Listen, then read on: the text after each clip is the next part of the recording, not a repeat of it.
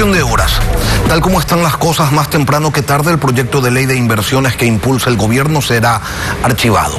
Esto que ya se veía venir se convierte en una verdad a rajatabla luego del comunicado que suscribiera la izquierda democrática, señalando que votarán en contra del proyecto y con ello también por su archivo.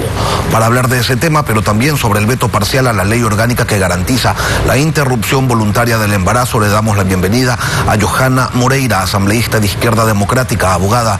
Buenos días, bienvenida a Contacto Directo. Muy buenos días, Lenin. Muchísimas gracias en Contacto Directo por ese espacio y también saludo a todos los ecuatorianos y ecuatorianas que nos están viendo y escuchando.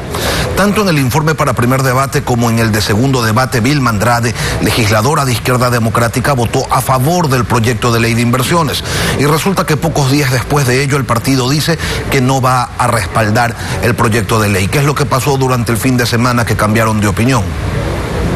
Bueno, la Izquierda Democrática siempre ha sido propositiva, ha buscado los mecanismos y los acuerdos necesarios para poder incluir aquellas observaciones que puedan incluso colocar candados en la ley para evitar en este momento, cuando hablamos de privatización de sectores estratégicos o de servicios públicos, pero sin embargo sabemos que esta ley debe llegar al Pleno para que pueda ser debatida y para que la Asamblea se pronuncie, ya sea por aprobar o por archivar, y que no ingrese nuevamente por el Ministerio de la Ley, y la izquierda jamás va a ser un obstáculo o incluso va a permitir que eso suceda. Por eso el voto en la comisión ha sido a favor, para que el Pleno sea quien se pronuncie de manera rotunda acerca de esta ley.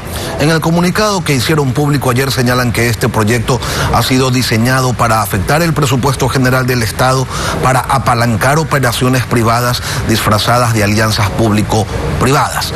¿Cómo se pretende afectar el presupuesto? ¿Cuáles son esas operaciones privadas que se quieren apalancar?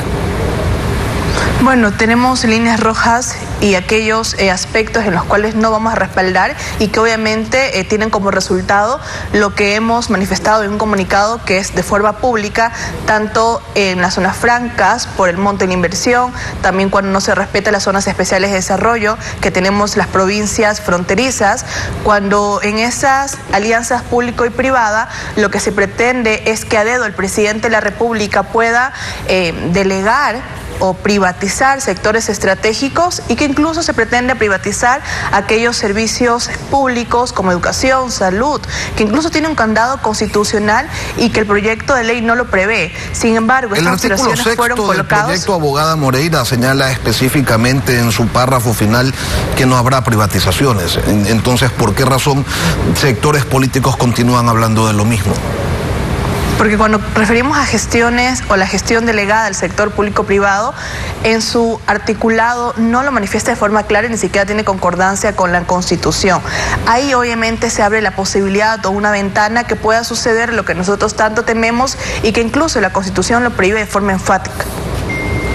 ¿Creen ustedes que el gobierno se atreva a aplicar la muerte cruzada ante esta derrota que evidencia que no existe un escenario de gobernabilidad para el Ejecutivo, o de tantas veces que se lo ha dicho ya no causa ningún efecto?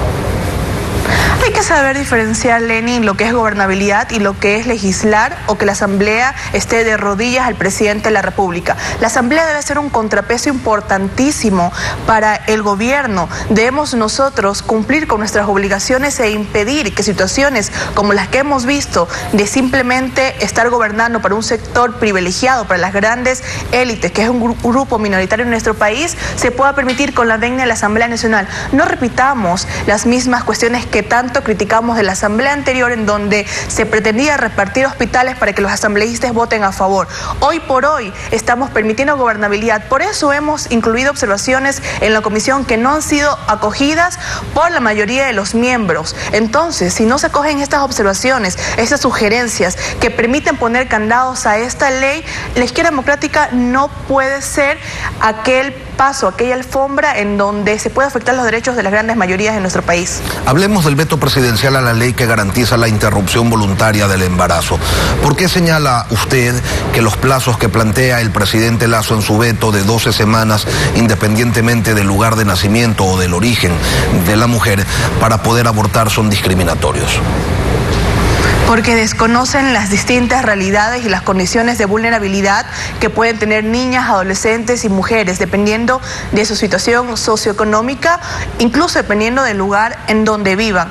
Por eso nosotros planteamos estas acciones afirmativas y la diferenciación entre plazos para las mujeres y la excepcionalidad para aquellas niñas, mujeres y adolescentes que viven en la ruralidad, comunidades indígenas y que puedan tener doble o más vulnerabilidades. Por eso, al desconocer estas distintas realidades, los plazos se vuelven discriminatorios e incluso una barrera y un limitante.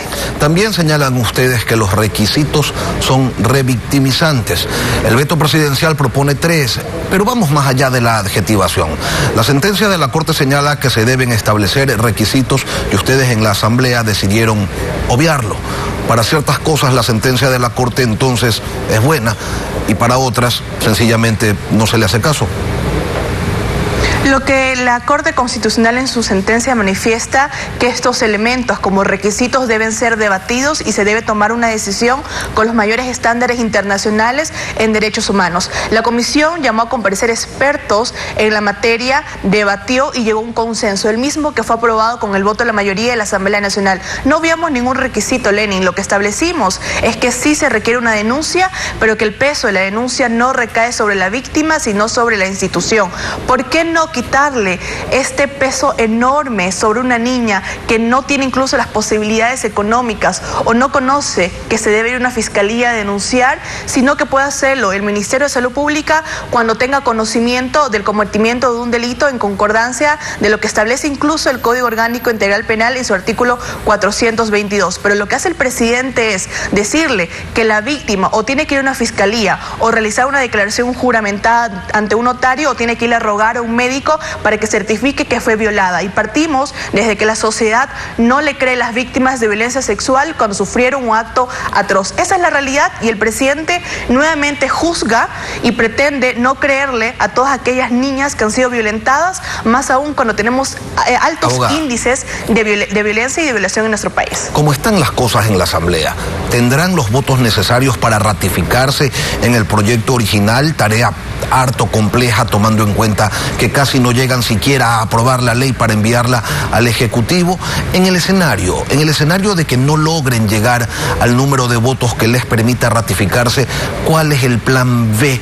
Se lo pregunto porque ustedes señalan que el veto desfigura el espíritu de la ley. Sí, Lenin, pero primero hay que resolver un escenario primero, y es que si la objeción por parte del presidente, que aunque la manifiesta parcial, podemos entenderla como total porque objeta 61 de 63 artículos, incluso los considerandos, él fundamenta su objeción en temas de inconstitucionalidad, en si está acorde o no a la sentencia, en el derecho o lo que se establece en la Constitución a través de la objeción de conciencia y la interpretación. Parece que el presidente se ha equivocado y no solamente desconoce la ley, sino que desconoce que hay una figura que se denomina objeción por inconstitucionalidad. Por lo tanto, esperamos resolver en la comisión, traer expertos constitucionalistas para que puedan darnos nuestro criterio y podamos resolver si es el Pleno de la Asamblea Nacional mediante una moción que envía esta objeción por parte del presidente para que sea la Corte el único organismo que puede resolver temas de constitucionalidad.